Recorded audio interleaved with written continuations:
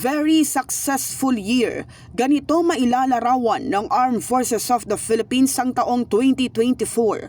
Ito'y sa kabila ng agresyon ng China sa West Philippine Sea. Ayon sa AFP, tagumpay, hindi lang sa sandatahang lakas ng Pilipinas ang 2024, kundi sa buong bansa.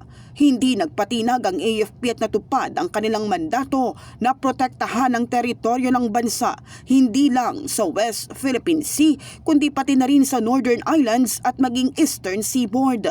2024 was a very successful year, not only for the AFP but for the entire country.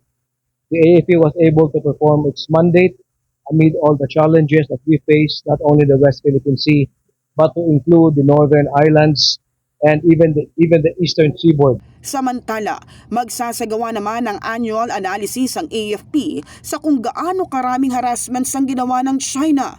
Umaasa si Trinidad na mas marami pa silang accomplishments na magagawa pagdating ng 2025. We have to do a annual analysis to be able to compare 2024 and the previous years.